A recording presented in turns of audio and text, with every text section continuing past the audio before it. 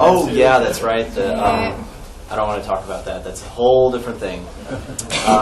Tonight you're going to get a presentation from Maikwe Shao Ludwig, who is the Executive Director of Dancing Rabbit. She's also a board member for the Fellowship for Intentional Community, among many other things. And she wrote a book called Passion as Big as a Planet. She's going to talk to you tonight about the sustainable as possible, this kind of journey towards a post-carbon lifestyle, what it's like to live at Dancing Rabbit, and what they're doing to reduce their ecological footprint, in addition to being kind of a social experiment in doing that and rethinking our relationships to each other as well as the earth. I will mention it's brought to you by the Sociology Graduate Student Group. Kind of, I'm not going to boost it unless you're a sociology graduate student. I can't ask you to join, really, but if you're interested, maybe take a sociology class or attend our events in the future. Without any further ado, I'll introduce Maikwe. Okay, thank you, Zach. Oh, is that good? Is that too much? Good. Okay. Great. All right. Well, the images that are up behind me are not images of Dancing Rabbit Eco Village. These are the kinds of images that all of us are fed a steady diet of from the time that our eyes are able to focus on a screen.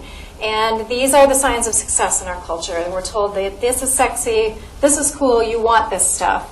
And the reality is that most of us do want it after a certain amount of time of seeing these images. And it's a profoundly unsustainable culture that this stuff represents.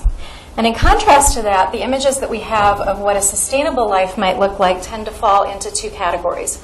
One of those is that it's like flaky, ungrounded hippies who are just out there doing something crazy. Okay? And the other set of images that I think are actually more damaging are that if we try to live on fewer resources, what that is actually going to mean is that we're going to be living a life of deprivation and poverty, and that there's going to be a lot of suffering involved with that. And when you add all of these images up together, what you get is that sustainable living has a pretty serious PR problem. And in short, we think it's going to suck. Okay. So I want you to try something. I want you to bring to mind your life. So pull up those images of the spaces you occupy, the work that you do, your gadgets, your routines, and just put your attention on that for a couple seconds. And now I want you to try to picture your life lived on 10% of the resources that you're currently using. And just really feel into that for a minute. What does 10% look and feel like to you? And I wonder if you can even actually do it. Like, do you actually believe that it is possible to live sustainably? And my guess is that the images that you just brought to mind are ones that are unlikely to just inspire you to run right out there and change your life. And so I think that one of the things that we need right now is new images. And before we go into what those images look like, I want to talk a little bit about optimism, because I think this is a fairly misunderstood conception, and I think it's an important thing for us to understand if we're really going to work on changing the world. And so I don't know if all of you can see this, but I have this little box taped up here. And I want you to imagine with me for a moment that what is inside this box is the state of the world exactly as it is. So all of the environmental crises, the wars, the poverty, all the negative stuff that's happening, but also all of the creative actions, all the beauty that's in the world, all of the amazing human achievements that we have, and all of just the daily interactions that we have with each other. And so this box contains it all. So I think that pessimism is having both feet inside the box. So you look around and you say, this is the way the world is, this is all that's ever going to be, and you limit your creative capacity by taking that attitude. And that, to me, is pessimism. And some people call that being realistic. You often get that thrown at you if you try to get creative in your life, like be realistic. And what they're really saying is be limited to what's currently in this box. So I think when you have both feet outside of the box, this is what I think of as being Pollyannaism. And so this is the like, box? What box? Everything's fine. You know, it's denial, fundamental denial about what's happening in the world. And it might feel good, but it is fundamentally checking out. And it's not actually offering us the ability to address the real problems that are in the world because you're not even looking at what those problems are. So optimism is having one foot in the box. So looking at the world unflinchingly, seeing things just as they are, and then having your other foot outside of the box, living in creative possibility that things can be different. Okay, so I live here. And more precisely, I live in this place that Zach's referring to, Dancing Rabbit Eco Village. And what I say about Dancing Rabbit is that we import optimists and we export hope. And that hope is because we are a community that is actually in the ballpark of that 10% mark in terms of resource consumption and in terms of emissions that all the scientists are saying we're going to need to get down to if we want to live in a truly sustainable world. So that's the importance of that 10% number. When the climate scientists talk about emissions, they say we've got to reduce it by 90% by some year or another. They disagree on what that year is. And when you get into really looking at resource distribution in the world, the United States uses way, way more than our share of those resources. So 10% is the goal that we're shooting for if we really want to live sustainably. And so I'm going to talk tonight about what a 10% community actually looks like. I'm going to give you some images that are hopefully a lot more appealing than what you were just picturing a few minutes ago. Okay, so I'm going to go through kind of system by system within the community. And so the first one that I'm going to talk about is utilities, and particularly electricity. And so one of the things that we've been able to do by operating at a community level is that we started our own power company. So we have a solar electric power company. It's called BETTER, which stands for Better Energy for Dancing Rabbit. And we hooked up to the grid. So up until 3 years ago, we were completely off the grid. And then we started talking about whether we could actually be doing more good in the world by connecting up to the grid and making a commitment to being a net exporter of electricity. And so that's what we do. Our commitment is a 2-to-1 commitment. So for every kilowatt we bring in off the grid at those times that our solar panels aren't producing enough, we will export at least 2 kilowatts for that one that we used. And one of the things that I like about this is that it's actually sort of coolly subversive, because our neighbors are now using green electricity without us having to do anything to convince them of anything. Okay? And what we've actually ended up doing is exporting 3.5 times what we import off the grid. And on top of that, we only use 14% of the American residential average of electricity. And that 14% actually includes a lot of our business activities as well. So there's not really a good apples-to-apples comparison that we can make, but that 14% includes a lot more than what that 100% American bar is that we're shooting for. Okay. All right, so the second category that I want to look at is water. And so we use about 1/5 of the water that your average American uses, and most of that, more than half of that, comes off of our roofs. So in terms of city water that we're using, or county water in our case, we're using less than 10% of the American average with water. And we do this a number of ways. I mean, we get down below that 10% mark because we catch a lot of water. And then we have a number of lifestyle choices that we've made that are helping keep our water numbers really low. And so one of them is that we don't use any flush toilets. So a huge percentage of water in the U.S. gets flushed down the drain. And I actually think this is a kind of crazy thing. Like, you think about the number of people in the world who still don't have access to potable water, and we are pooping in it. Okay, there's something that feels really off to me about that. And so we don't do that at Dancing Rabbit. We use composting toilets, and we actually recycle all of those nutrients. So just like cow manure has a lot of nutrients in it, people manure does too. And so you can collect that and compost it and then use it on things that aren't going to be in direct contact with your food, like fruit trees, for instance, or other kinds of landscaping trees that we're using. Okay, so we use composting toilets. That's number one. The second one is that we actually have very few lawns at Dancing Rabbit, and none of them get watered. You know, when the season gets dry, we just go ahead and let the lawns die. So we're not trying to keep up with the Joneses as far as having this gorgeous emerald lawn all year round or something. And we have our gardens right outside of our door for the most part, so we're able to access those really easily. And the third one is the one that gets me in trouble at this talk. So we don't have a culture at Dancing Rabbit that says you need to take a shower every day. Okay, so this is a very different cultural thing, like particularly for women in our culture, we are still expected to primp and preen for hours every week to sort of turn ourselves into someone that we're not, to smell good, to look good, all that stuff. You know, and it comes into play with men too, but I think it particularly hits women hard. And, you know, I like primping and preening about twice a year. It's pretty fun, about twice a year. Okay, but when you have to do it every day, it actually stops being fun, and it's a tremendous waste of resources. Not only water, but money and time and a whole bunch of other resources go into basically the fashion industry.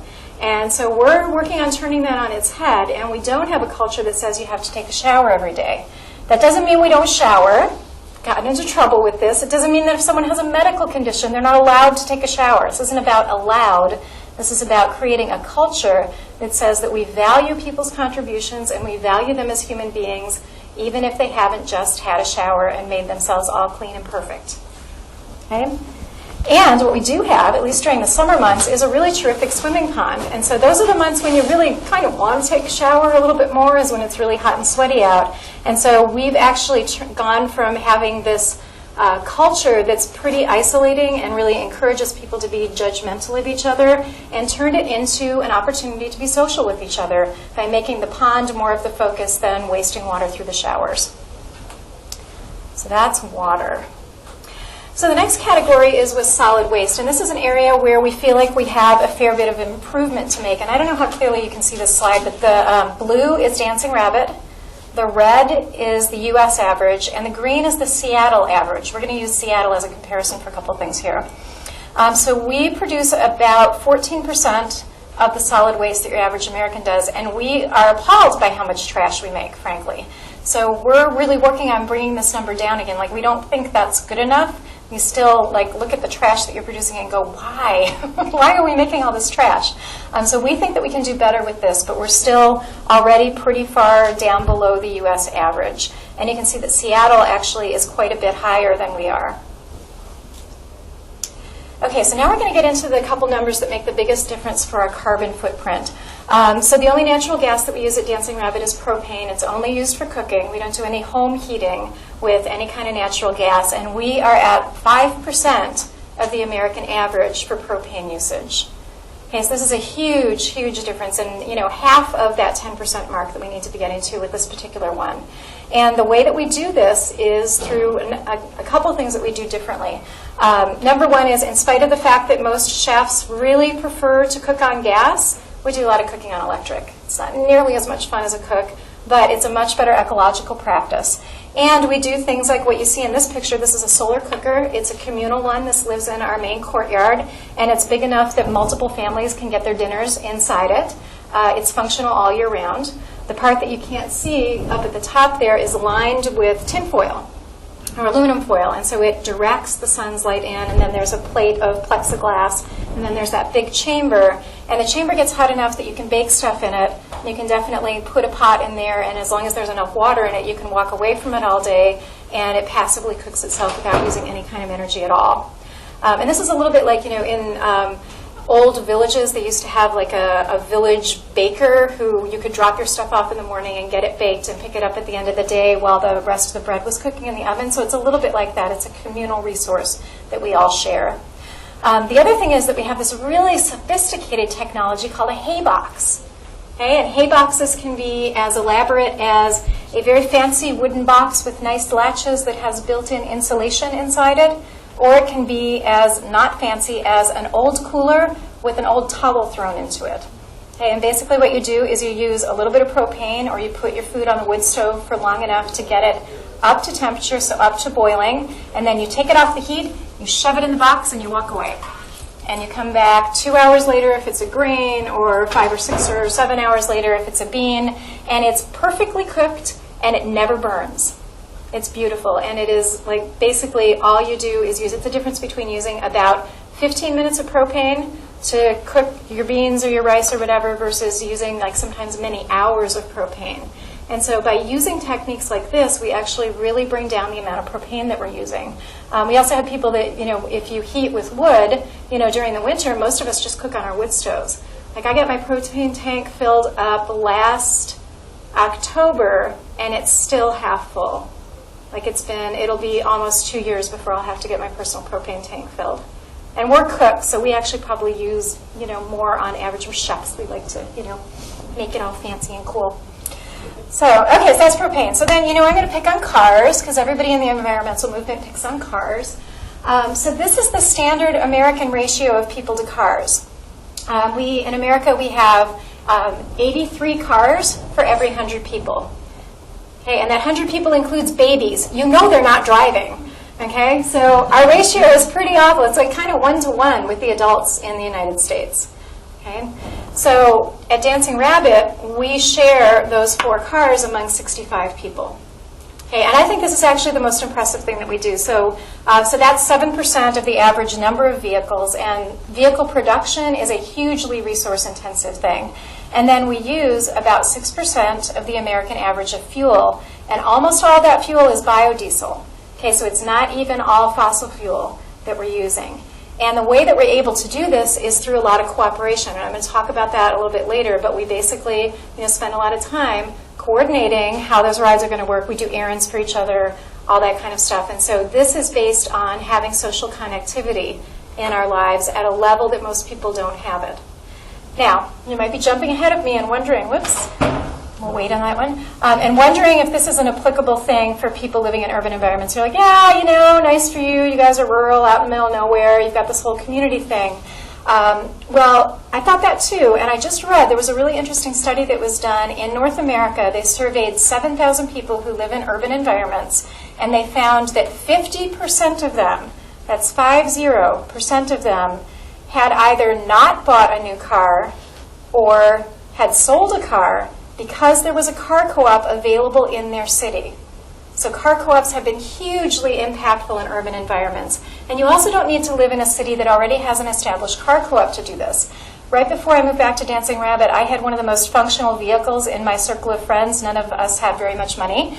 And at one point, I had 3 other households actively sharing my car.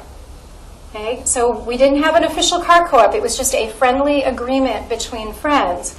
And in one case, one of the guys didn't buy a car because of that. He had a bike, and he used my car. And in the other cases, the other 2 households didn't have a second car for their households because they could use mine as their supplemental car. And it worked just fine, just with casual, trust-based agreements between friends.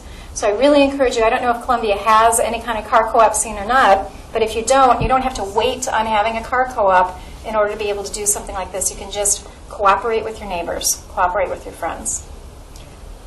Okay, so I'm going to talk about 2 more categories, and those are food and buildings.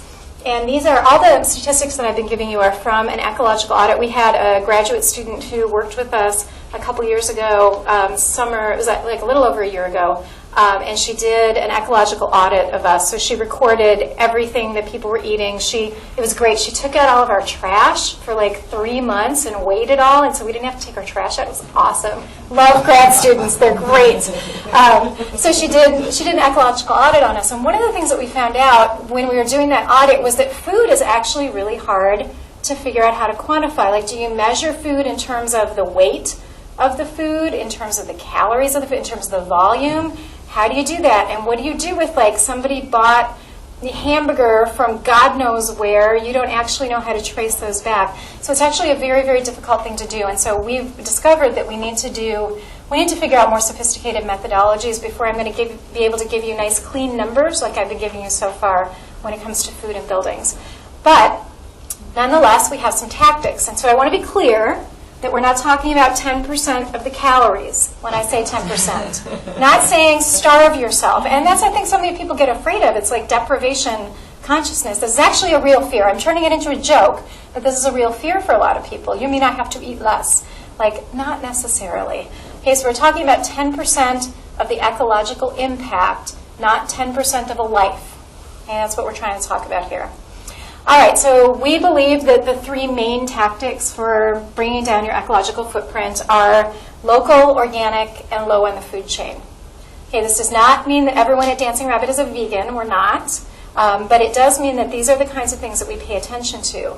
And so we have a lot of folks in the community that are vegetarian. We have a number of folks that are vegetarians plus bacon.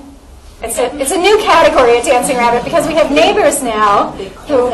French vegetarian. French vegetarian. I love this. Okay, so we have vegans, we have vegetarians, we have French vegetarians, and we have omnivores at Dancing Rabbit. 4 categories.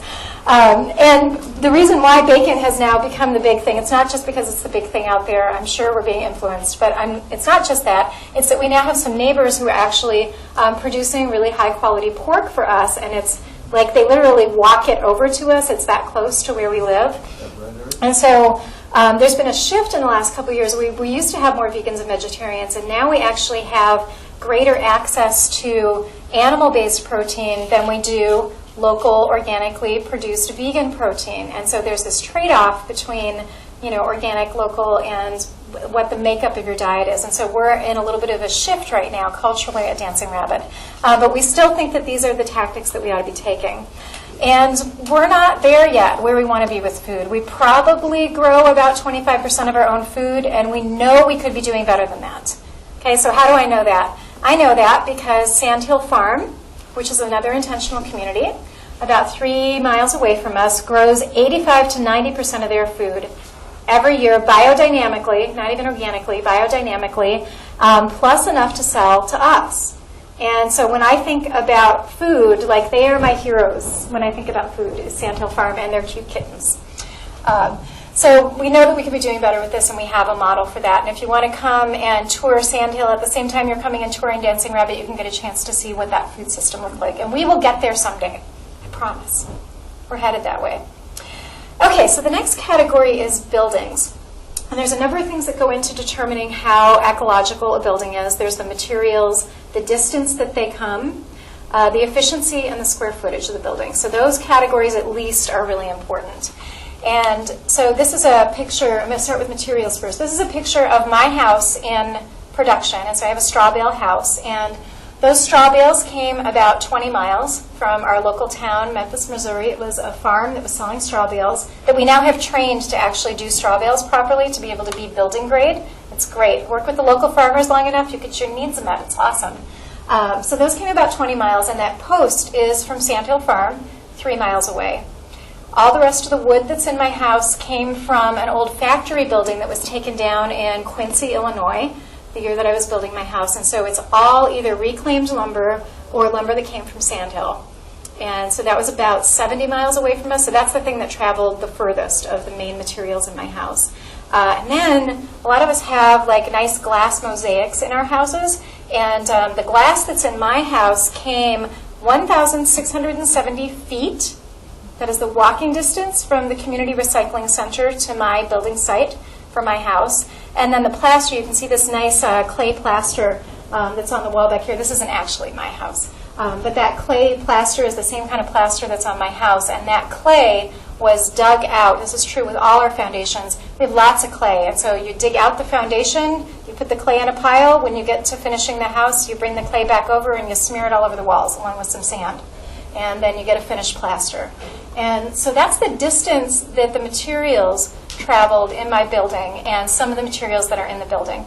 Now, there are also other not as sustainable materials in my house. I mean, I have a concrete floor, and I have roofing metal that was manufactured roofing metal. And the reason why I have the metal is so that I can catch water off my roof. So there's 2 styles of roofs at Dancing Rabbit. One is the metal roofs where we catch water, and the other is living roofs. And you can catch a little bit of water off a living roof, but it's not as productive from that standpoint. You're moving you're doing less ripping up of, well, you'd still do the same amount of ripping up. You're basically replacing the sod up on the roof, the same footprint of the sod up on the roof. And so it's a way of not contributing as much to global warming because you're still having plant life instead of having that reflective roof that gets hot. So it's just a trade-off in what your ecological priorities are. So there's also a lot of buildings at Dancing Rabbit that are heavy on reuse projects. And so this house, I don't know how clearly you can see this, but this cute little house started out its life as a school bus. And the original builder of this house is a young woman named Liat. And she and I, at one point, did a sort of inventory of her house. And it turns out that there are actually 18 reuse projects in this little house. So it's a very creative example of how you can take a bunch of stuff out of the landfill and put it into building a house. And so the bus framework is just one of those. The other really creative, cool thing about this house is that it is insulated with raw wool. So when you think about building a house, you don't necessarily think that that's going to involve taking bags of wool and fluffing them up and gently setting them into the wall, but that's exactly what we did with this house. And it's ended up being really excellent insulation, and it's local, totally non-toxic materials, and it's been terrific insulation for the building. So this is a good example of a reuse project house. We also build small. So this house is about the size of the average square footage that individual Dancing Rabbit members have, which is 230 square feet is our average amount of individual space. And that's in comparison to 750 square feet that your average American occupies. Okay, so we're about a third of the size and much less resource-intensive materials that go into our houses. We're also working on pushing the envelope. So it turns out that there's actually two main schools of thinking for how you build an ecological building. One of those is natural building, and that's a lot of what I've been talking about. It's very focused on the materials, on being non-toxic, being builder-friendly. You know, natural building is very forgiving, very easy to work with if you've never built anything before. And then there's green design. And so this is like the passive solar design, having really tight buildings, thinking about how the building is going to perform as far as energy goes. And Dancing Rabbit is much better at the natural building part, but we've been edging more and more into green design over the last few years. And one of the things that we've discovered is that the natural building world and the green design world, they don't actually talk to each other much. There's very little cross-fertilization happening between those worlds. And so one of Dancing Rabbit's goals over the next few years is to start encouraging dialogue between those worlds. And one of the ways that we're going to do that is by leading the charge. And so sometime in the next couple of years, we're going to be breaking ground on a new big building project. And this is a communal building project. It's not an individual one.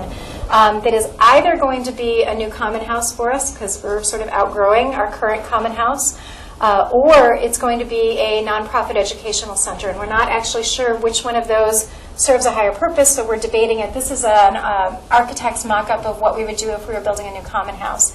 And it brings together natural building and green design and still follows Dancing Rabbit's own ecological covenants, which have their own restrictions based on trying to be more ecological that aren't necessarily taken into account by those other two systems. So we're trying to really push the envelope and figure out how can we integrate and integrate and integrate. It's a big, big focus of what we're trying to do. Okay, so I was saying that it didn't suck. You know, that's one of my premises with this. And I actually think that we're living a really interesting good life. You know, we have our own bar and dance hall and our own playing field. There's regular Frisbee games that are happening. And 88% of rabbits, when they were surveyed for the ecological audit, said that they think it's a good or extremely good place to live. And that's just about the same as Seattle. Interestingly enough, we're doing the Seattle comparison in this talk. And so these are just a few more pictures. And, you know, I look at this and I go, like, tell me this sucks. Like, really? Do these people look like we're not having fun? And it's not that we're always having fun, but nobody's always having fun. You know, but it's a very rich, very socially engaged life.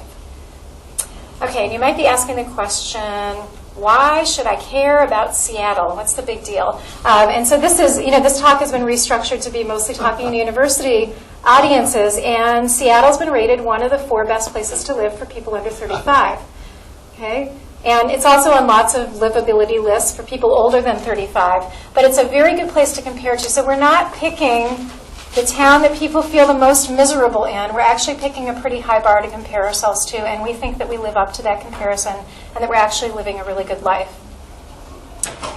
Okay, so on top of that, Dancing Rabbit members live on an average of $8,500 a year, which is about a fifth of the U.S. average. So we're talking about a life that is 10% of the resource consumption, apparently all of the happiness level, and a fifth of the stress around creating adequate income for yourself. So it's a very different package. We're putting things together so that it's not a materially based life where you have to have a high-paying job in order to have it work, but is actually one that is more about getting your needs met through relationship and through your neighbors and through cooperation and really reducing the amount of consumption that we're doing, which then also reduces the amount of resource consumption that we're doing.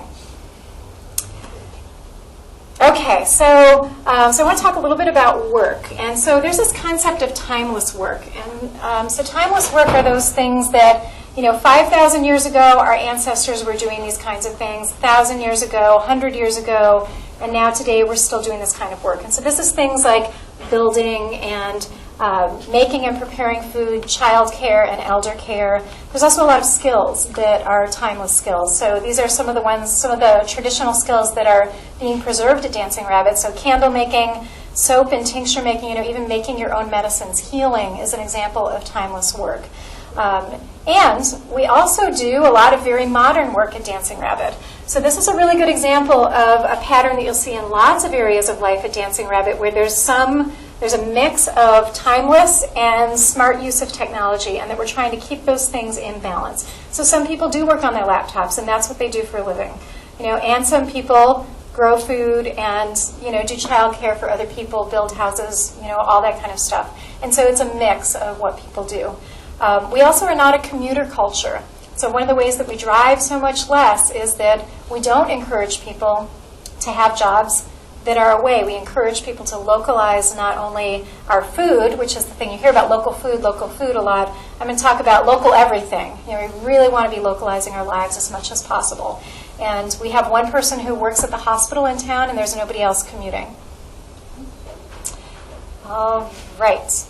Okay, so I want to talk about the principles that I think make it possible to live sustainably. I call this the 4 C's: creativity, courage, compassion, and cooperation.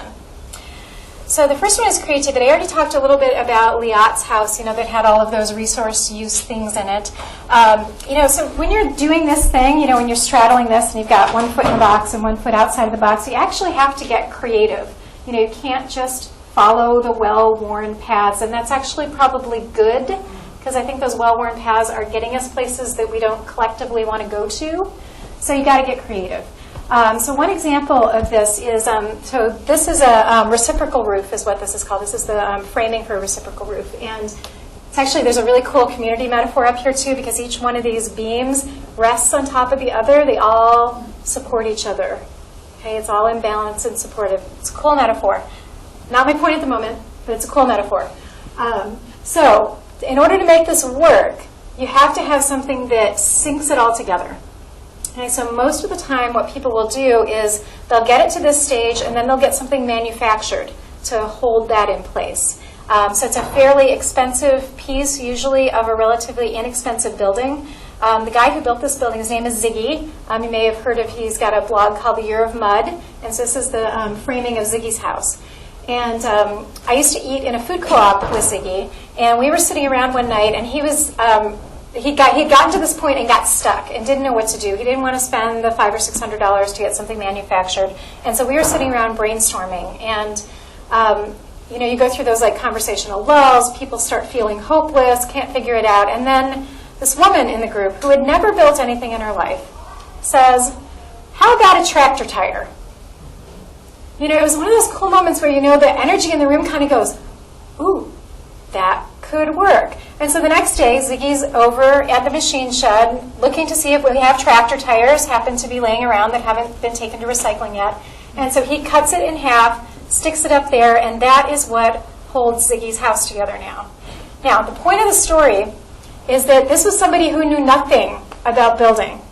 Okay, you do not need credentials in order to be creative. Okay, I think sometimes people think that artists are the ones who are creative, like special people are creative, and I think it really gets in the way of us getting creative about constructing our lives. And I think that that's what the planet is calling for right now, is let's get creative about constructing our lives. And so please don't hold back because you're not ready or you don't know enough or whatever. We're all just making this shit up. Okay? All right, and that takes courage. Okay? So when you have this one, sometimes people get into these arguments with their families because they're like, how can you justify this life? And the reality is you can't. Okay, you cannot point to evidence outside the box that doesn't exist yet for why you are making the decisions you're making when they are off the beaten path. You can't do it, and it is not worth trying to create an argument about it. What you have to do is say, I get it, and I'm doing it anyway. Okay, and that takes a tremendous amount of social and emotional courage to do that kind of thing. And I think that that's what the planet needs from us right now, is like, let's get creative and let's get brave. All right, and the third C helps with this. So the third C is compassion. And this may seem like a weird thing to have in a talk like this, but I think that compassion is a willingness to recognize the impact that your life is having on other people and to feel that deeply and to let it inspire you. That's what I think compassion is when we talk about sustainability.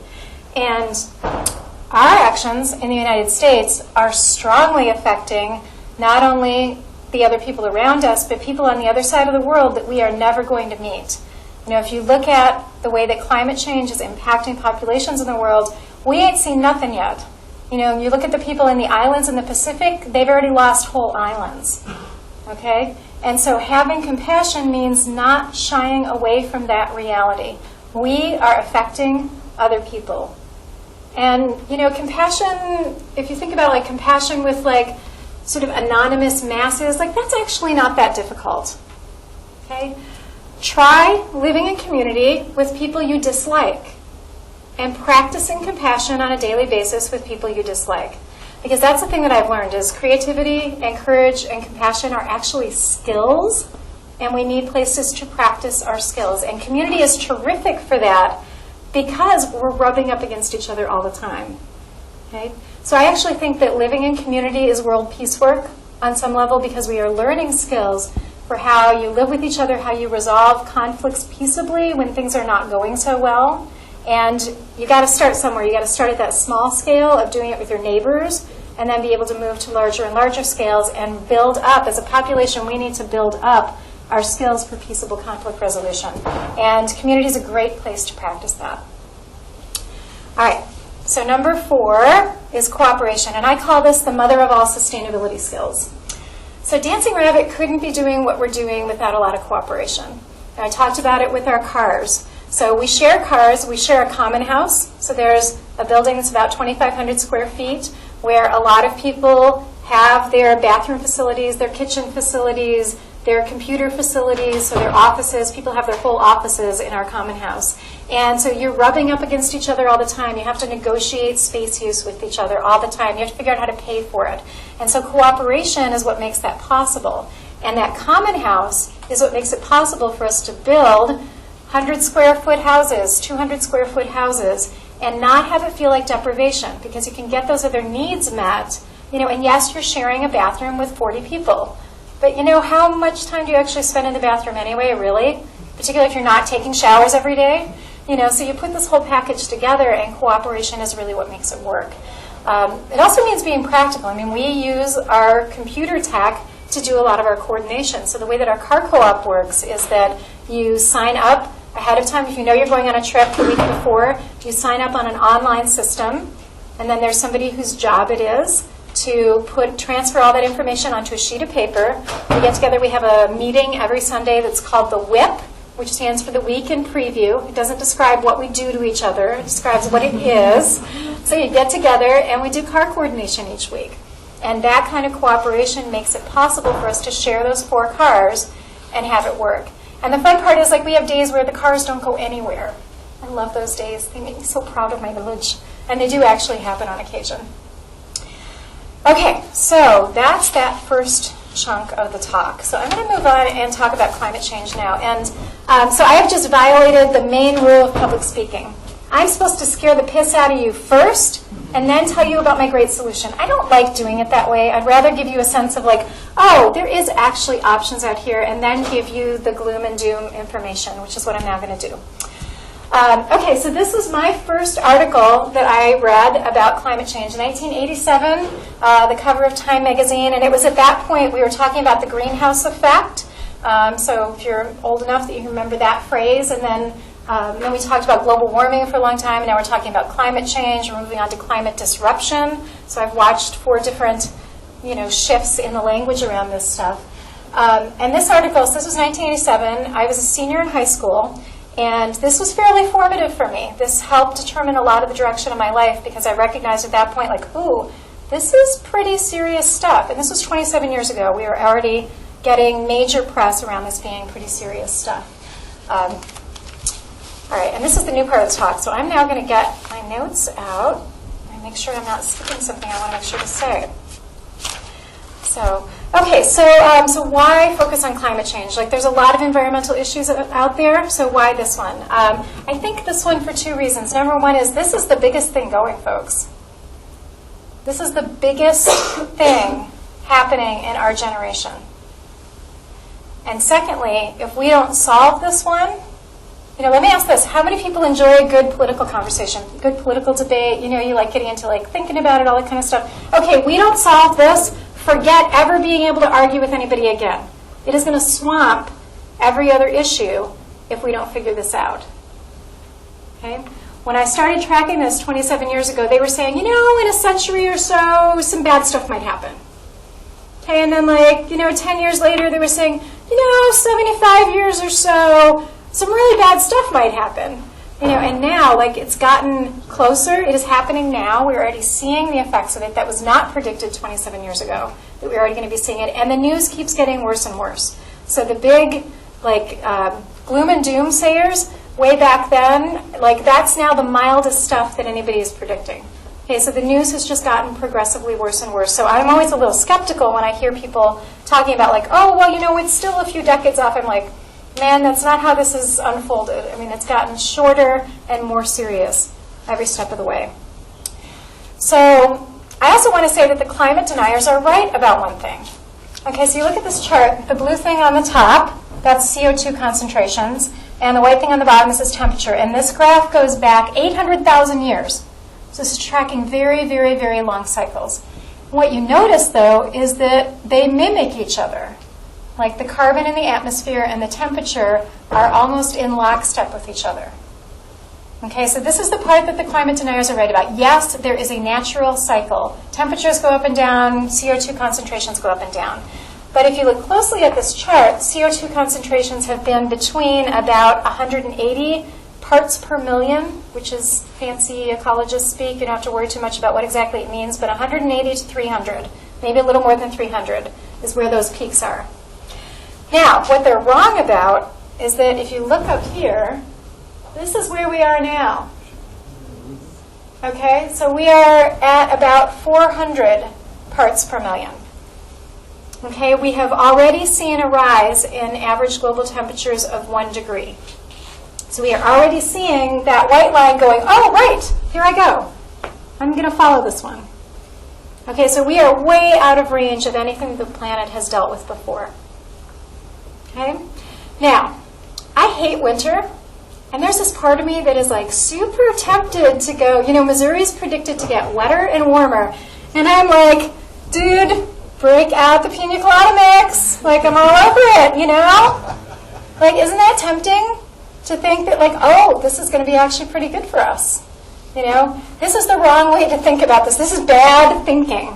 Okay, so I just heard a talk last week by a guy named Daniel Greenberg, who's the head of an organization called Earth Deeds. Look it up. They're doing very cool things. Daniel said I could poach this analogy because I think it's really, really good. So how many people in the room have ever had a fever? Yeah, you've had one of those. Okay, good, good. So you know what I'm about to start talking about. So living systems, when you raise the temperature, get kind of funky. Okay, so when you have a fever of 1 or 2 degrees, so we're going to put that in the 100 to 101 range, and you have that kind of a fever, you feel a little crappy, you might be a little achy, a little dizzy, a little bit tired, but it's more of an inconvenience usually unless there's something else major going on. 1 to 2 degree fever, not such a big deal. So a 2 to 3 degree fever. Okay, so now we're getting up to the 102-ish, maybe 103-ish level. Most adults are flat on their backs at that level. I'm talking a 3 to 4 degree rise. No, I just said the wrong thing. 3 to 4 degree rise. You are flat on your back at that point. Children seem to be able to still run around like nutballs when they have a fever that high, but adults can't do it. A mature organism starts to feel seriously like crap at 3 to 4 degrees. 5 to 6 degrees. Toast, yeah. I mean, we're talking seizures, brain damage you're risking at that point, death you're risking at that point. Okay? So this is the analogy we should be thinking of. This is not pina coladas. Okay? This is fever. Okay? This is what living organisms experience. Now, we've already hit the 1 degree mark. So what we're experiencing already the hurricanes, the tornadoes, the drought, all that kind of stuff. And I'm going to go back. I did this in a little bit wrong order. So this is what we're already experiencing. These are all pictures from the United States. So this is fishing holes drying up, farmers' fields drying up, and not being able to produce stuff. California, America's vegetable basket, dry, dry, dry, dry. Okay? And I love this bottom one. No diving from the bridge. Thank God they told us that, because we would have leapt into the sand. There is no water left in this swimming hole here. Okay, so these are the kinds of things that we're seeing at 1 degree temperature rise.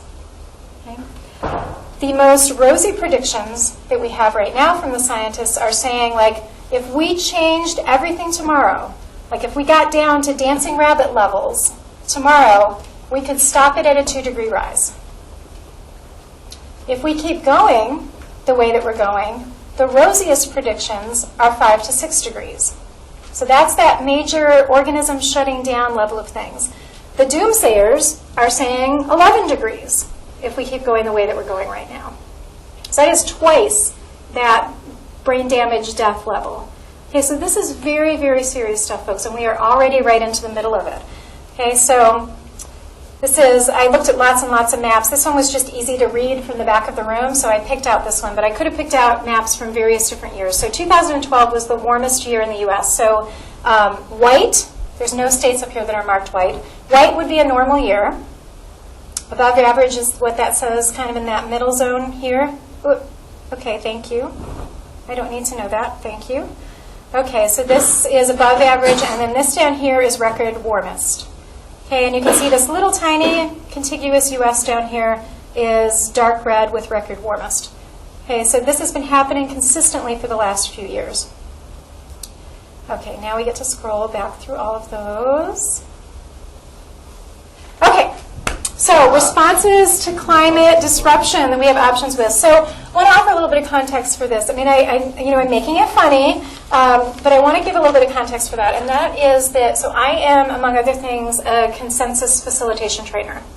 And one of the things that you work with in consensus is that everybody has a piece of the truth. Okay, so I am not going to tell you that one of these is the right response and that any of these, including the head in the sand, are completely off base. Okay? So the truth that the head in the sand guy offers us is that this is really fucking scary. Okay?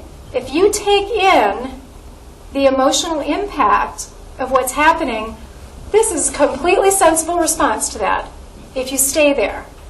Okay? So I think that the psychology community and our peer support friends and whatnot have an incredibly important role to play in this, which is help us feel this. Help us move through that and not be in denial. You know, there is incredible emotional and spiritual dissonance that comes with really getting what this means. And we cannot stop there. Okay? So head in the sand guy has something to offer, which is like, let's work on owning that we all kind of want to put our heads in the sand with this. You know, I want to do this all the time. You know, and we can't afford to stay there. We can go there for moments, but we can't really afford to stay there. And if we move through it, then that opens up the possibility of being able to be creative and actually, you know, having some of these other approaches kick in. But right now, almost all of this stuff is at a kind of not really getting off the ground point because we're not dealing with the emotional impact of stuff and we're not being able to move through it. Okay, so that's the first part. Okay, so let's talk responses. So there's legislative responses. The most interesting legislative thing going right now is a bill that is being advocated for by the Citizens Climate Lobby. It's called a revenue-neutral carbon tax.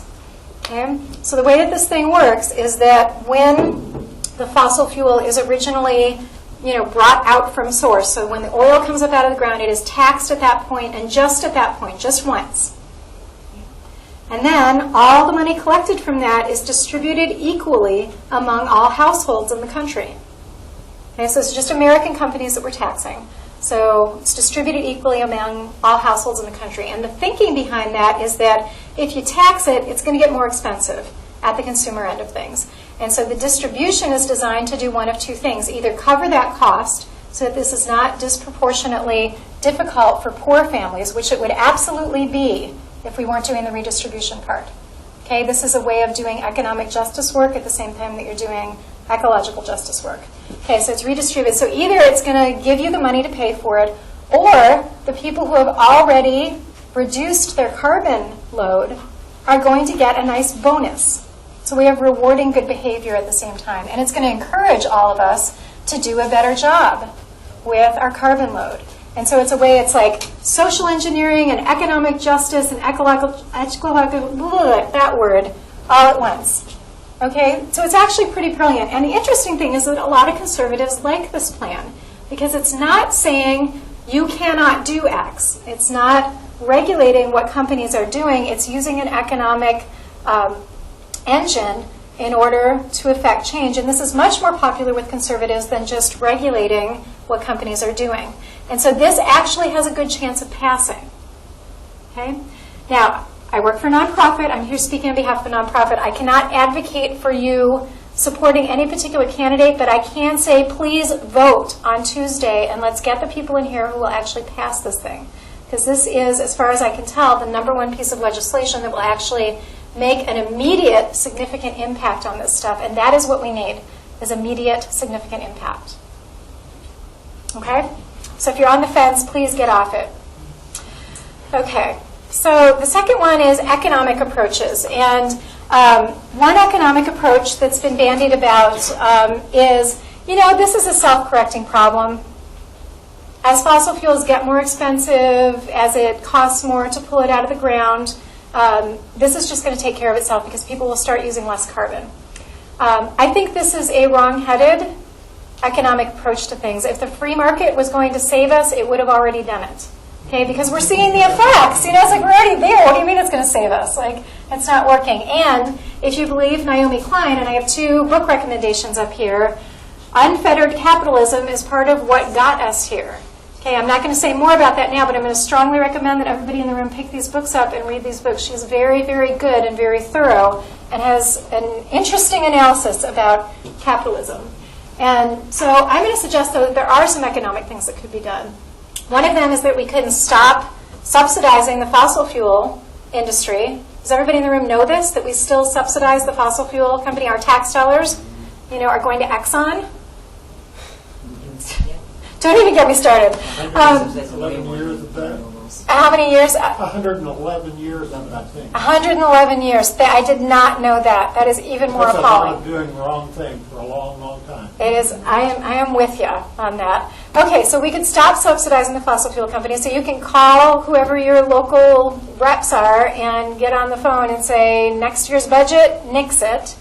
And we can do incentives for green energy sources. So a number of the solar power systems at Dancing Rabbit were put up during the time when we had, really good subsidies for putting up home systems. So this program works really well to encourage individuals who really care about this stuff to not have to wait on their local power companies to go ahead and do it. So we can create all kinds of incentives for green energy sources. The other thing that we can be doing is divestment. There's a massive movement happening right now in the United States around divestment. So a lot of universities have made commitments, and it's mostly because the student population got on them really intensely. So students in the room, this is a significant way that you could be contributing to a good solution, is to get on Mizzou and let's get it moving. What this means is you stop having any investments in fossil fuel companies. Okay, so universities are doing it. A lot of churches have done this. It's a big movement with churches right now. And the Rockefellers just committed to divestment. I mean, they made a bunch of their money from it, but they've come out now and said that they're getting out. So there's actually a lot of very wealthy people that are also getting on the bandwagon with this. So this is a really important movement that's happening right now. If they don't have your money, they don't have a company. Okay? So this is one way to do it very directly. And if you have money to invest in free energy, this would be a really good time to do it. This is what the planet needs right now. Okay, so the next category are technological approaches. And this one is very interesting. There's a whole movement of these things that they call geoengineering. And so I'll give you one example of what this is. So they've discovered by studying volcanic eruptions that when you put a whole bunch of sulfur into the air, the temperature goes down for a while. So one of the possibilities is releasing a whole bunch of sulfur into the air and seeing what happens. And I say it that way because my dad's an ecologist. And I grew up hearing these amazing stories from my dad about well, we thought X was a really good idea, and then we messed with the environment, and it wasn't a very good idea when it came down to it. And so I'm personally skeptical of the geoengineering approach to things, which doesn't mean that technology has nothing to offer. I mean, I'm talking about solar panels and wind towers. I mean, that's technology too. But I think it is foolish for us to just think that, like, Star Trek is going to save us. Okay? This is unlikely to happen, and there are many things that we can be doing that are less passive. I think it's a very passive stance to say the engineers and scientists of the world will save us from this. Okay? We can do better than that as non-engineering, non-passive people. Okay, so I'm not going to say anything more about that. I actually do think that the research is interesting, though, and it is possible that we are going to come up with something. There's another thing that I'm less skeptical of that's about taking carbon as it is coming out of the stacks of coal plants and that kind of thing, and there's ways that you can actually bury it, which, I mean, I'm a little bit skeptical of this, just like I'm skeptical that nuclear waste is going to stay where we bury it, but it could really slow things down and give us a window of opportunity to be able to get our shit together in other ways. And so I think there are some technological things that are happening, so I'm not going to panic completely, but I don't think we should be relying on this option. Okay, so the next one is holding actions. So this is a phrase from Joanna Macy, and this is basically about stop bad stuff from happening. Okay, this is a way of letting all of these other responses catch up with us. And so one really terrific story of an individual who's done some really effective holding actions is Tim DeChristopher. Does that name familiar to folks in the room? Okay, you might know him from this movie Bitter 70. So he did what actually was not a premeditated act, but he went into a public lands auction and was just bidding stuff up because he thought, I'm going to make them pay for it. If they're going to use public lands to do environmentally destructive things, I'm going to make them pay for it. And partway through the auction, he realized this doesn't matter at all. They have so much money, they can just throw money at it. So he started bidding to win.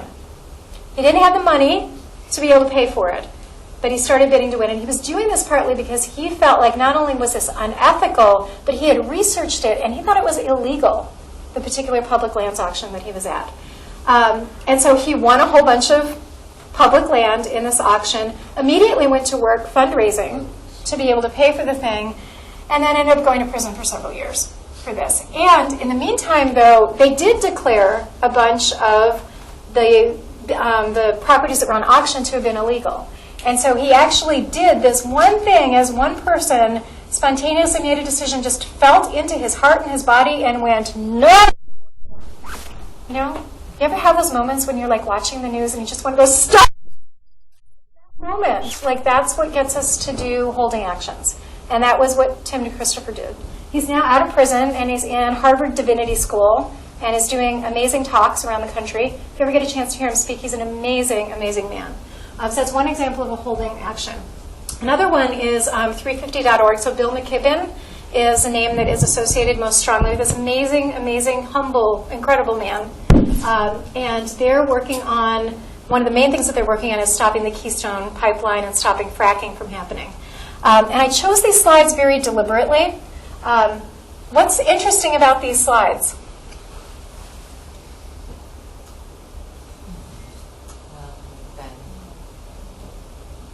Image in the middle.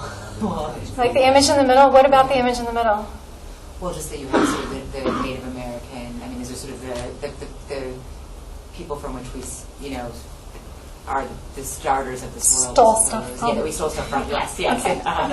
Yeah, what's cool about these images is that this is one of the first times that an environmental movement has been strongly participated in and even led by people of color. This is not a white liberal thing anymore, folks. I mean, it is a very integrated thing. I was at the big march in New York City that happened last month, and I was so impressed with how amazingly ethnically and racially diverse it was. And I've been doing environmental stuff, really for 30 years. Even when I was a teenager, I was doing environmental stuff. And I have never seen one that is as racially and class diverse as this one is. And so that's what those two slides are about. And the Native American community has been central in the Keystone Pipeline, trying to get that stopped. The other slide is, does anyone know what this quote is from? President Obama, unless someone like you cares a whole awful lot, nothing is going to get better. It's not. It's from the Lorax, yeah. So this is our Lorax moment, people. You know, we all love the book, right? Sounds really great. Well, let's be a little Lorax. So I love that slide. Okay, so the last one is lifestyle changes, and this kind of brings us back around full circle to Dancing Rabbit. So I mentioned Bill McKibben a minute ago. I've got his book up here, Deep Economy. This is one of my most influential books on my life, and McKibben does an incredible job in this book of articulating the relationship between community, localization, and sustainability efforts. So if you're interested in that intersection, this is one of the best books to read. And what this adds up to, I was like, I'm going to give like 5 points of advice. So number one, drive less. Figure out some damn way to get over whatever level of addiction you still have to a car, work on it. Okay, drive less. And Americans are very addicted to their cars. When people move to Dancing Rabbit, once you become a member at Dancing Rabbit, you can't own a private vehicle. Okay, so this is people dedicated enough to sustainability that they will move to an eco-village in the middle of nowhere to do this work. And the prying people's hands off of their cars is amazing to watch. I mean, it's a really big deal for a lot of people because it represents freedom to Americans. Our cars equal freedom. Okay, so, and we've got to redefine what freedom means. Okay, and get off of the cars. Okay, so drive less. Switching to green energy. So whether this is, you know, maybe we pass this bill next year and you get that first check, put some solar panels on your house. Get together with your neighbors, put solar panels on 3 houses. Whatever it is that you need to do to make this switch over, or start lobbying your local power company to put up a bunch of windmills. I mean, this is an incredibly important part of it. And if you can use less energy, think about your energy load in your house. Get a new refrigerator that uses less power. Share a fridge with your neighbors. I mean, there's lots of creative stuff that you can do.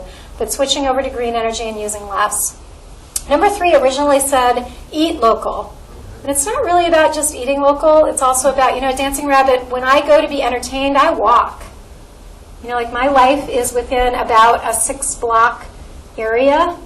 Okay, and if you can get your entertainment, your work, your life localized, you will not only be able to drive less, but you'll know your neighbors better, you'll be more connected, and your ecological footprint will drop, drop, drop. Okay, reducing consumerism. Every time you buy something from the store that was produced somewhere, shipped somewhere else in order to be packaged, shipped somewhere else to sit in a warehouse for a while, shipped to the store, and then you drive to the store, you are contributing to the problem. Okay, so use thrift shops, reduce the amount of stuff that you have in your life. And the last one is collectivizing efforts. And so this is, you know, I've been on this theme a lot tonight about, you know, share cars with people, share stuff. You know, maybe if you still feel like you need a lawnmower, maybe people on your block can share one of the damn things. Okay, like just find ways to really collectivize. Share meals with your neighbors. It takes less energy to cook one big meal for 4 families than it does for 4 families to individually cook meals. So there's a lot of ways that collectivizing efforts can really help bring down your ecological footprint and your carbon footprint. And if you're interested in trying out community as a way to do this, so Dancing Rabbit is not the only thing going. There are thousands of intentional communities in North America. The Fellowship for Intentional Community is an organization that has a directory that you can use to find out about these different communities. We're not the only game in town, but we'd be happy to have you come visit and hang out with us. Okay, so I'm going to make one more point, and then we're going to talk. So last point is this. People only act on behalf of what they love. You only act on behalf of what you love. So some people love their families, some people love their bank accounts, some people love their car, some people love the earth. Okay, but what you act upon is directly related to your emotional connection to the thing. Okay, so if you've sat through this whole thing and you're still not really sure how much you want to do or if you want to do something, please get out into the natural world and learn to love it. Please connect with your neighbors and learn to love them, because what happens when you do that is you are naturally motivated. Nobody has to preach at you from the front of a lecture hall about this stuff. You just naturally lean into doing the right things when you care and when you have that real connection. And a lot of us were raised in places where we didn't have a connection with the natural world, where we live in places where we're not encouraged to be connected with our neighbors. And so that makes it really hard to do this. Okay? that this is the #1 thing, and I sound like a total new age whack job when I say it, but love is actually a big part of the answer to how we're going to turn this thing around. All right, so if you want to know more, please sign up on our mailing list. If you really want to know more, come hang out at Dancing Rabbit. If you want to do more, come live with us. We are intending to go to a village of 500 to 1,000 people. There is space for you and many more people within that vision. Thank you very much for your time and attention, and I'm happy to hang out and answer questions for as long as folks want to do that. Thank you. Oh, and we got paraphernalia. Not paraphernalia. What's the word? Propaganda. Oh. Dancing Rabbit propaganda to pass I'll around. just pass this around. Okay, so what do y'all want to talk about? Yes, it's good talk. Thank you. It's time, we have some time for Q&A. I'll probably let it go till about 9, so Okay. maybe like 20 or 30 minutes. Do want to let you know if you ask a question that you're being recorded for posterity. So. So don't ask that Yes, question you were that's- thinking. No, I'm just It's kidding. it's sacrificing a little bit of your anonymity to do so. Just fair warning. I'm kind of curious if you could kind of ballpark what the average house costs. You said 230 square feet. Yeah, this is a great question. I can give you the range of what houses cost. So the house with the reciprocal roof that you can see up there, that house cost, the first iteration of that house cost about $4,500 to build. It's a very small, it's like 120 square foot round cob house, and then they had to replace the floor in it because there were mildew issues, and so it probably ended up being about a $6,000 house. I think that's probably the least expensive house. And then, like single family homes, there's one that had a family of 5 living in it for a long time, and it's had an addition put on. It's probably $160,000, that house. And then there's a big group house with 6 bedrooms that hosts a food co-op, and that probably cost $250,000. So it's a very, very wide range. And it really depends, too. Like the 2 high-end houses are fully featured. They have kitchens, they have bathrooms, running water, electricity. The first house that I talked about, they don't have any of those things. And we don't have regulations at DR of like you have to have electricity in your house or you have to have running water. We have walking water, a lot of us. You walk over and you fill up your thing and then you walk it back to your house. It's actually, and it's actually been a very good practice for my household to have walking water because, like, you know how many people in the world walk their water? Like, I can walk mine half a mile too. I can do that. It's that compassion building thing of like that actual real experience. Yep. I want to know what do you have on the outside of your house? You have a straw bale. Mm-hmm. I'm very interested in the straw bale. I always have been. As a kid, putting up hay in it. This would make a building material. Yeah, definitely. And so what do you have on the outside? Do you have clay on the inside with sand?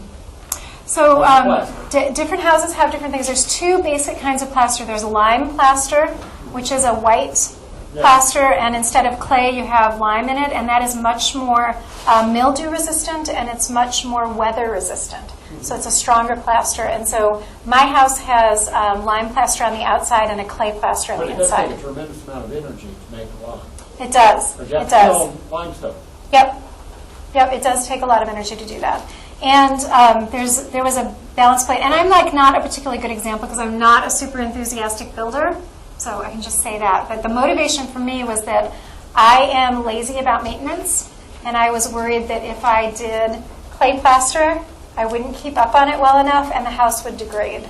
And so I made that choice to go ahead and use a lime plaster on my house.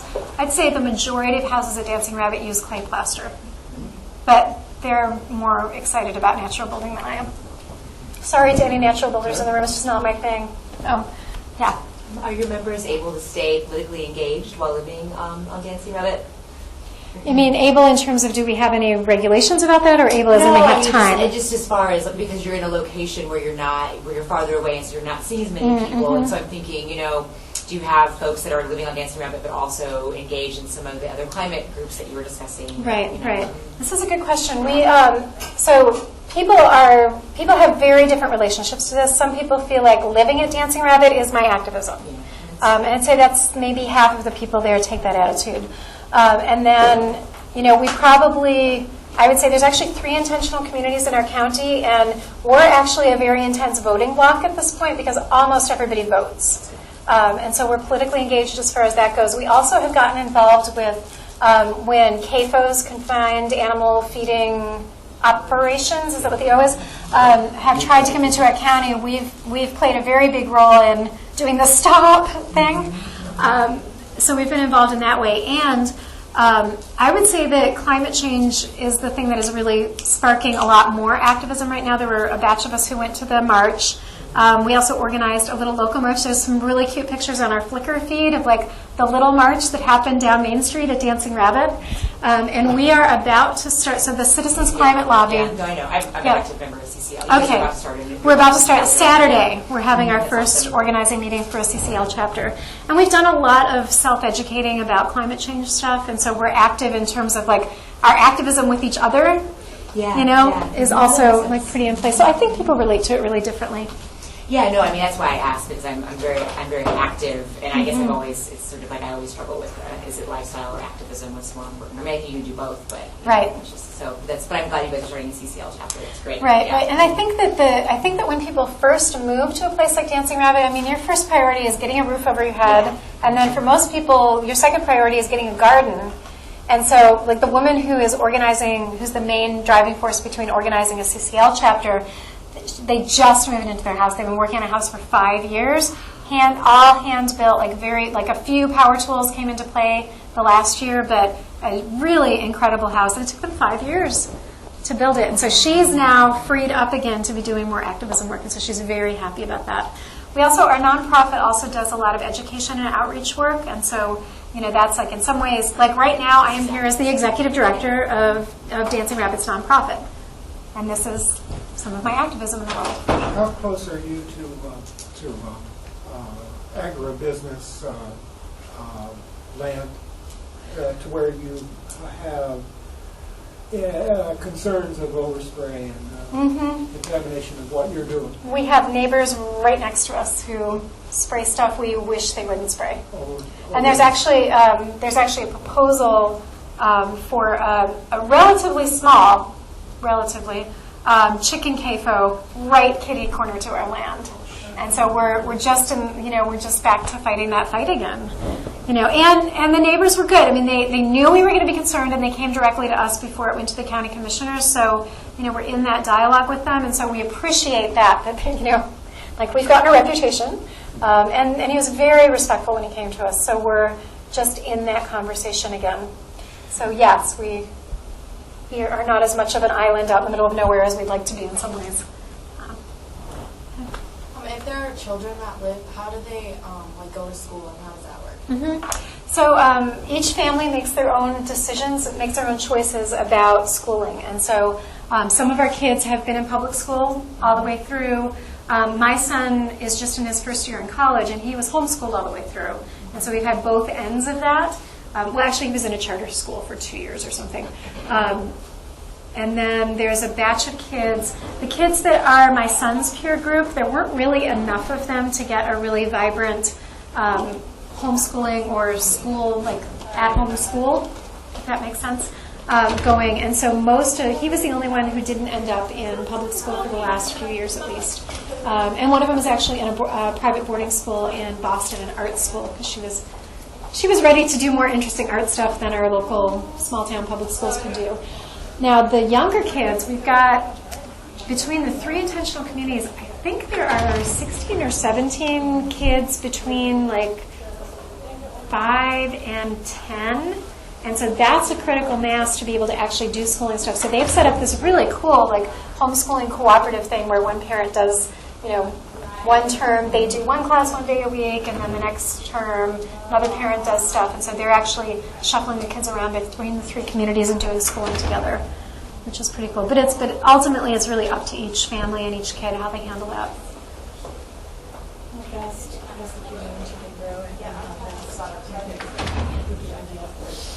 Oh, this is a good question. It's actually asking about the rate of growth at Dancing Rabbit. So we got here in 1997 with 6 people, and we're now about 65. We were as high as, I think, 72, and so the way that the Dancing Rabbit growth curve has gone is like this. So it's like steadily going up, but we have years where we drop back. And so I think if you look at it like every 3 years, if you took it in 3-year chunks, every 3-year chunk is like noticeably bigger. But we have individual years like this year where we dropped a little bit of membership. People relate really differently to how fast they want us to grow at Dancing Rabbit. I'm 44. I don't expect to see 500. One of the challenges is that you have to grow at a rate that is socially sustainable, so you have to be able to pass. We're doing a really radical thing with culture. I didn't talk very much about that part of it, but we're creating a different culture. And passing that on, if you get too many new people coming in all at once, it gets very difficult to pass that on in a clean and good feeling way. And so, I would like to see us grow at like 5 to 10% per year. Like that feels sustainable to me. There's other people that would like us to grow faster. So, I don't know.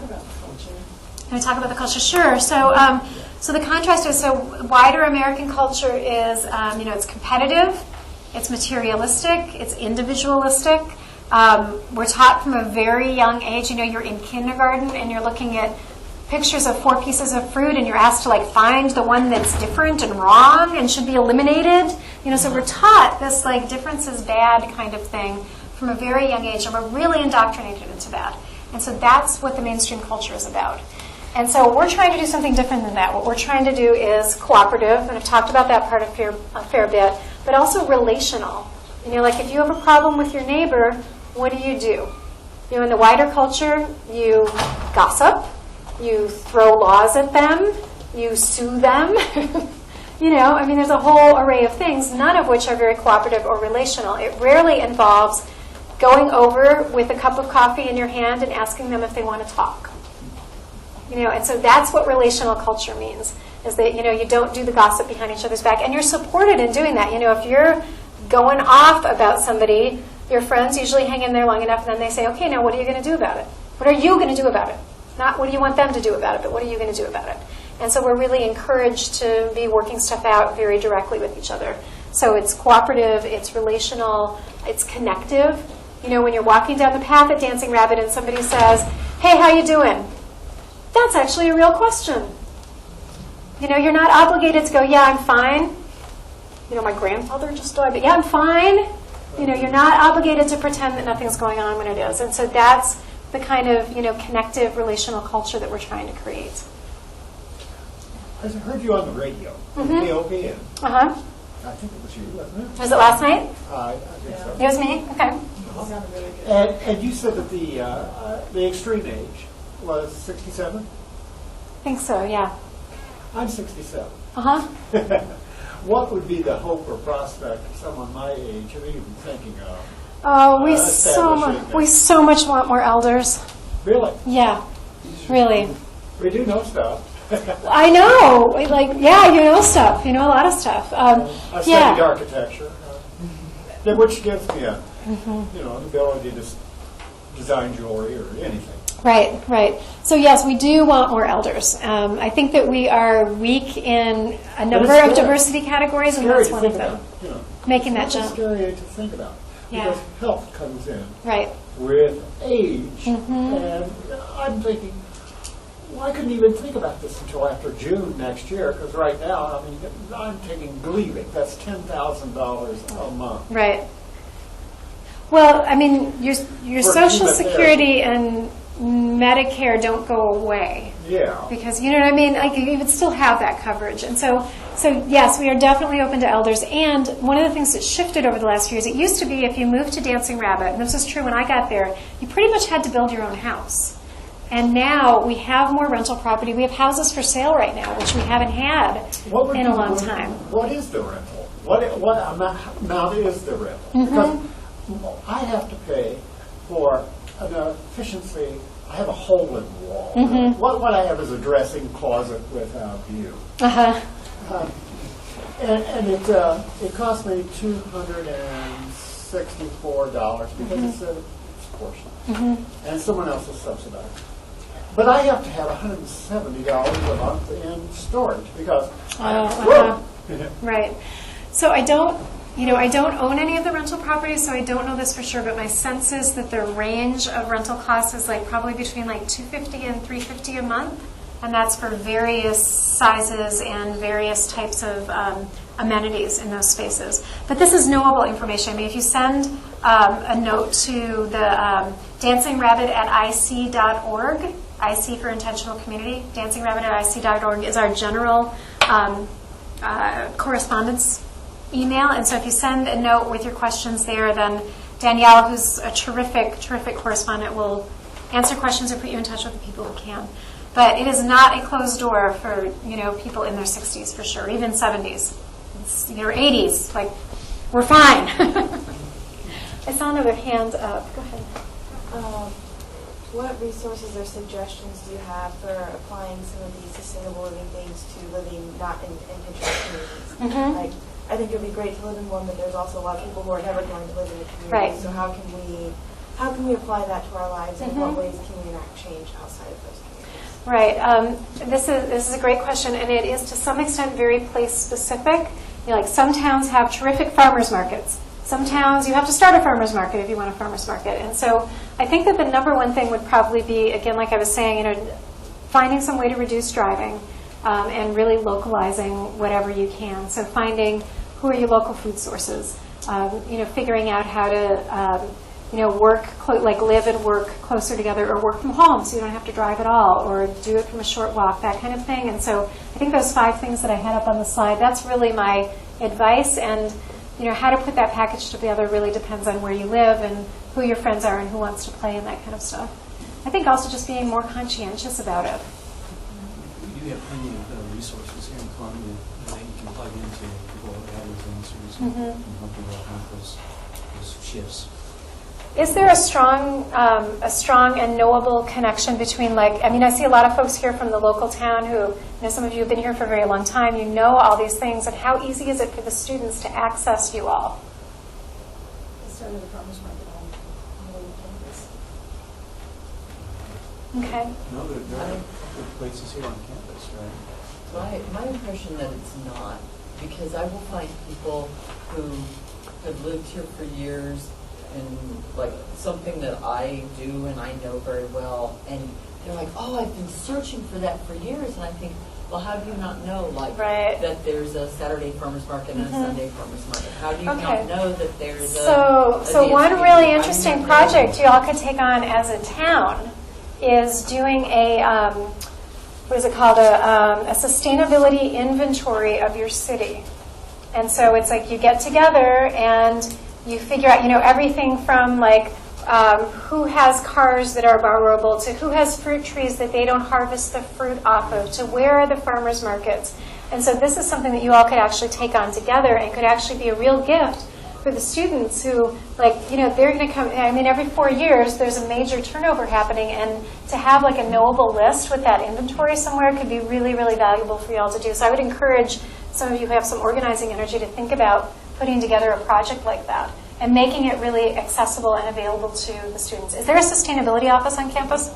There is. Okay. I would add that there is something like that currently forming.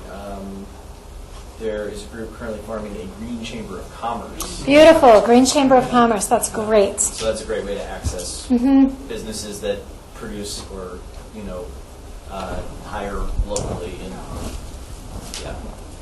So Cool. I think Okay, I think it's about time, 9 o'clock. Just folks have one more question? Or one more comment? Or one more urge to organize? Comment them. Anybody can, and lifestyle, personal changes you can just do on your own, and make a hobby of trying to cut your energy use down. I haven't used refrigeration since January this year because we've now got a grocery store that's 5-minute bike ride from my house. And 3 seasons of the year, the part of the house that I don't heat works fine. The refrigerator, and I go to the grocery store just about every day, and I had very, very little, close to zero spoiled food. And I had a 25-year-old refrigerator. Now, if it's too difficult, if it's too extreme to go without refrigeration, if your refrigerator is even 10 years old, it's burning probably 75%. I mean, a brand new refrigerator burns 10 or 20% of what a 10-year-old one does. And if you can go to the grocery store more frequently, you can get a littler refrigerator. So if you get a brand new refrigerator that's littler than your old one, you're going to cut your electricity for refrigerating your food by 70, 80, 90%. This is good. I'll give you another tip about And you fridges, can get by with no too. refrigerator 3 seasons without, it's not very inconvenient. That's good. I'll give you a last tip of the night. So when I was doing research, we were off-grid for several years before Dancing Rabbit made the switch over to Better. And so I researched refrigerators. And there's refrigerators like Sunfrost that are like made specifically for off-grid ones. But there are a number of companies that design refrigerators for hotel chains. And you bet your sweet ass that hotel chains care about their electricity bills.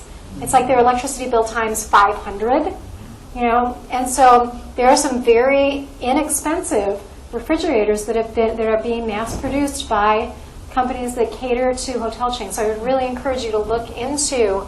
And so we have a fridge that's like definitely smaller than a standard size fridge and costs $505 delivered and burns uses as little electricity as a Sunfrost does. So check it out. Okay, great. Thank you so much, everybody. If you want to be in touch with DR, please sign up on our mailing list. Thank you. You're welcome.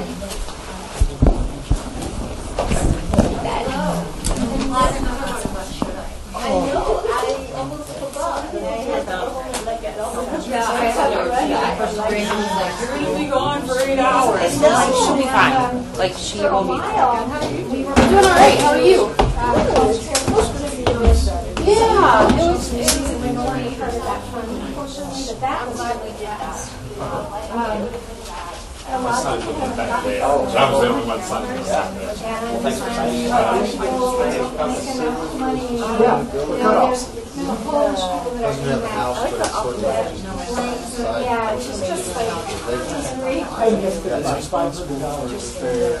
But I'm on special right. Still have to do it. Yeah, so some people have private insurance, some people have no insurance. Excuse me. What do you think would be consensus facilitation?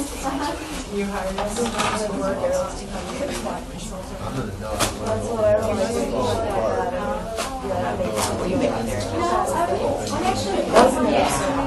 She was gentle and Oh, no, I know. I I just think it would be great to do it next year, right? Yeah. I mean, just like neighbors. I still live in the city and trying to do what I can. I work for the city.